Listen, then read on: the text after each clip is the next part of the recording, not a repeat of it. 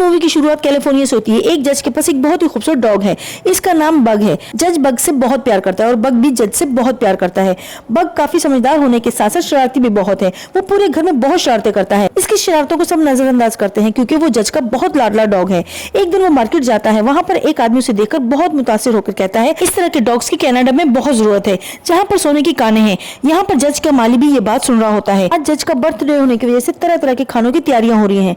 Bug अपनी शरारतों की वजह से पूरे खाने का सत्यानाश कर देता है। इसी बात पर जज उसे रात को बाहर निकाल देता है। तभी वो उसे माली अपने पास बुलाता है। बग जब इसके पास जाता है तो वो इसको एक बिस्किट दिखाता है। वो घोड़ा गाड़ी में रखे एक बॉक्स में वो बिस्किट फेंक देता है। बग घोड़ा गाड़ी में चला जाता है और फट से दरवाजा बंद कर दिया जाता है। और हमें माली के पास वही आदमी दिखाया जाता है जिसने मार्केट में कहा था कि इस तरह के डॉग्स की कनाडा में बहुत जरूरत है। वो माली को बग की रकम थमा देता है और अब बग को ट्रेन के जरिए दूसरी जगह ले जाया जाता है। वहाँ पर एक आदमी आता है जिसके हाथ में एक डंडा होता है। जैसे ही बग बाहर आता है वो आदमी बग को जोर से मारता है जिससे बग धड़ाम से गिर जाता है। बग को कुछ अजीब सा कुछ खाने को दिया जाता है जो बहुत ही बुरा होता है। बग भागता हुआ बाहर आता है और परेशान होकर इधर उधर देखता है क्योंकि उसे एक शिप के जरिए कहीं और ले जाया जा रहा होता है। फिर शिप अलास्का पहुंच जाती है और बग को एक रस्सी के साथ बांधकर कहीं ले जाया जा रहा होता है। अचानक बग को स्नो नजर आती है। बग को स्नो पर चलने पे काफी दिक्कत हो रही होती है।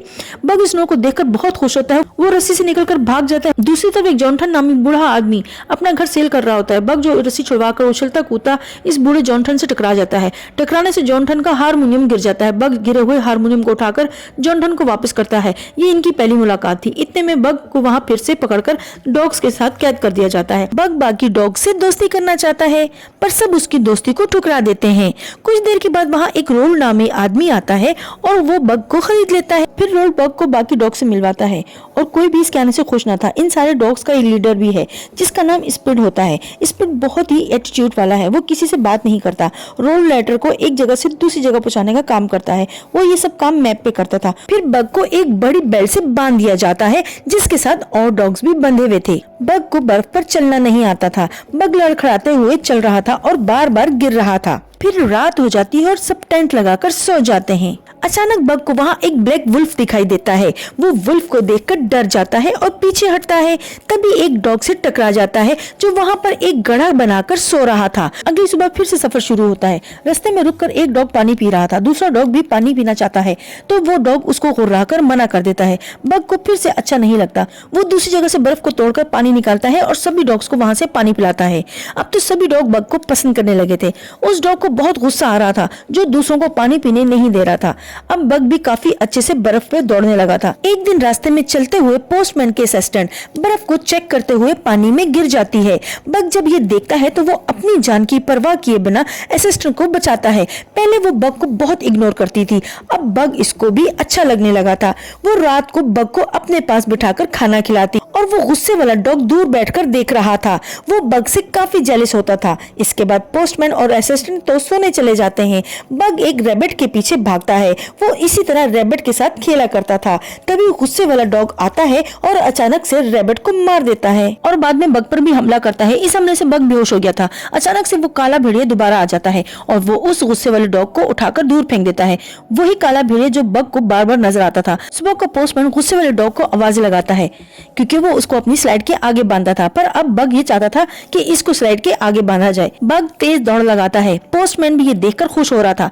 तभी वो एक साइड पर देखता है कि पहाड़ पर से बर्फ गिर रही थी। बग तभी लाइन स्लाइडिंग को देख लेता है। पोस्टमैन बग को दूसरी साइड पर जाने को कहता है। तभी बग को वहाँ सीधी साइड पर ब्लैक वुल्फ दिखाई देता है जो अक्सर उसे नजर आता था। बग उसी साइड गार से होते हुए सबको बचा लेता है। पोस्टमैन भी इसकी ये बात देखकर समझ गया था कि बग वाकई एक समझदार और ताकतवर डॉग है। बग अपनी अक्लमंदी और तेज रफ्तारी से जल्द ही अपनी मंजिल पर जा पहुंचे थे और सबको उनकी लेटर देते हैं जिन्हें पढ़कर सब बहुत खुश थे। बग सबको देख रहा था। फिर बग की नजर जॉन पर पड़ी जो पहले बग से टकराया था। जॉन अपने घर में बैठकर अपनी बीवी को एक लेटर लिख रहा था जिसमें वो लिखता है कि इनके बेटे का बर्थडे है जो अब इस दुनिया में नहीं था और इसीलिए जॉन ने अपना घर भी छोड़ दिया था। खैर अगली सुबह वहाँ पोस्टमैन को लेटर लेकर जाने थे।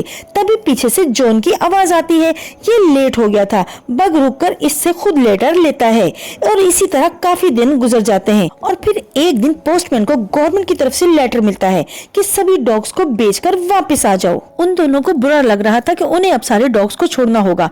वो करते भी तो क्या करते, तभी डॉग्स को उधर ही छोड़कर वो चले जाते हैं। वहाँ पर एक अमीर आदमी सभी डॉग्स को खरीद लेता है। ये सोने की तलाश में था। सभी डॉग्स को अपनी स्लाइड के साथ बांधता है और कहता है चलो, पर सामान बहुत ज्यादा था। सभी डॉग्स उनका वजन बर्दाश्त नहीं कर पा रहे थे।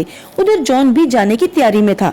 जब ये देखता है तो वो कहता है देखो, अभी उधर जाना खतरे से खाली नहीं। पर वो अमीर आदमी बात नहीं मानता और उनको लेकर चला जाता है। तभी रास्ते में बग की तबीयत खराब हो जाती है, जिससे वो बेहोश हो जाता है। अमीर आदमी उसे गन से मारने वाला था।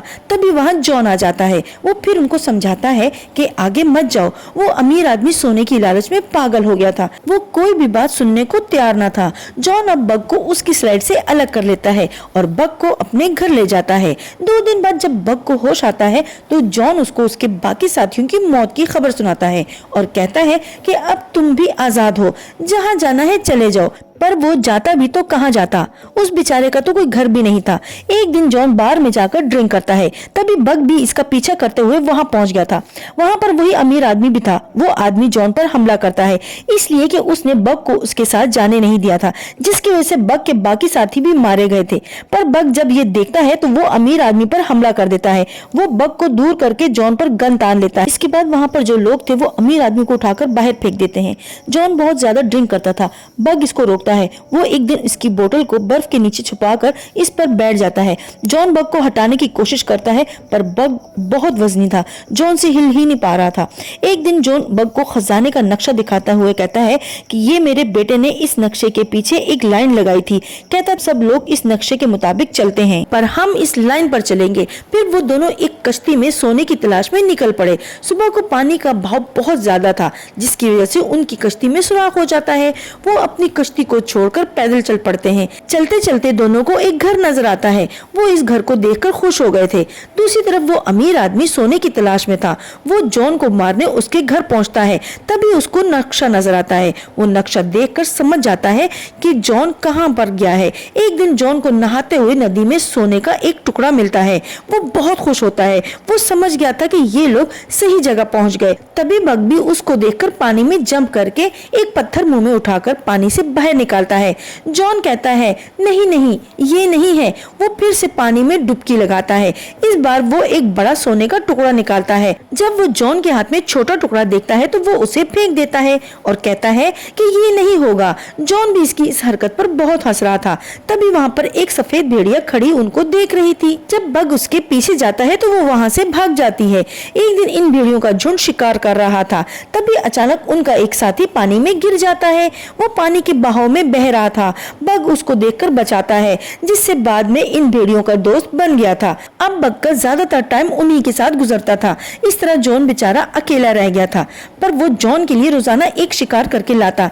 एक दिन काफी देर हो जाती है, बग घर नहीं आता। जॉन अकेला ही ड्रिंक करने लगता है। तब बग को भी एहसास होता है और वो अपने जॉन के पास वापस आता है और आकर जॉन की गोद में सो जाता है। सुबह सफेद भेड़िया उसको बुलाने आती है।